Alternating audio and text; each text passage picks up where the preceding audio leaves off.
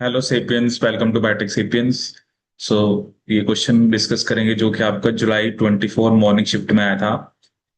चलिए देखते हैं क्या पूछा था आपसे क्वेश्चन में। वो कह रहा है कि जो रिसेसिव म्यूटेशंस होती हैं in the human dysferlin gene lead to limb girdle type 2 muscular dystrophy. The gene is located on the second chromosome. The patient's parents do not have limb girdle type 2 dystrophy B, कि जो patient है उसके parents को ये disease नहीं है। ठीक है। What is the probability that at least one of the four grand parents of this patient suffered from this disease. ठीक है। अब देखो इसका मतलब क्या है ना कि पेरेंट्स को डिजीज नहीं है, capital A small A, capital A small A. ठीक है। लेकिन आगे बच्चे में डिजीज आ गई। ठीक है, पेरेंट्स को नहीं है तो इसका मतलब क्योंकि आप लोग चल रहे हो। क्वेश्चन से क्या पूछा है कि वो बेसिकली इनके ग्रैंड पेरेंट्स हैं। ठीक है, जैसे अगर मान लो ये मदर है, ठीक है, तो यहाँ पर जैसे हम बात करें नाना नानी की। ठीक है। और यहाँ पर हम किसकी बात कर रहे हैं, दादा दादी की।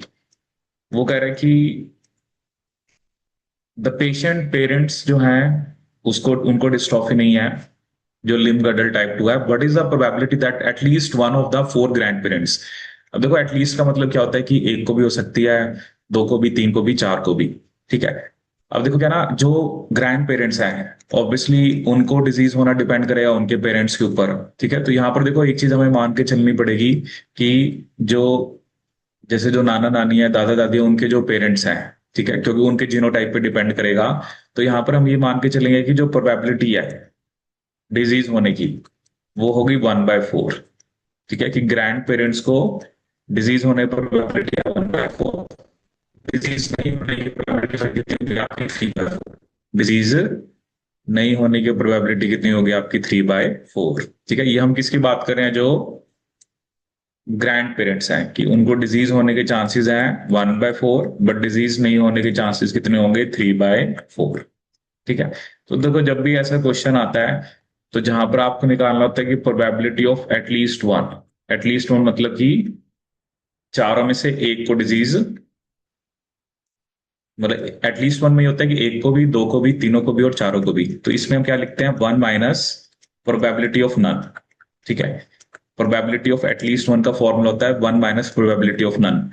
अब देखो चारों कोई डिजीज ना हो तो उसके चांसेस कितने हैं, that is 3/4 into 3/4 into 3/4 into 3/4, क्योंकि किसी से लेना देना तो है नहीं, इंडिपेंडेंट है।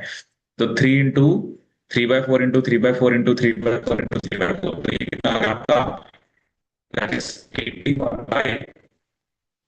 81/256। ये आपका कितना आ गया, 81/256। ठीक है।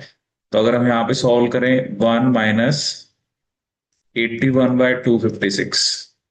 ठीक है, तो ये कितना आ जाएगा आपका, 256 माइनस 81/256।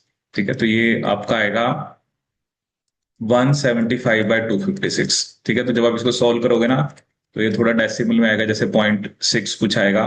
तो जब हम उसको लिखेंगे तो इट विल बी 7/10। ठीक है। तो इसका जो राइट आंसर है वो कितना आपका, 7/10।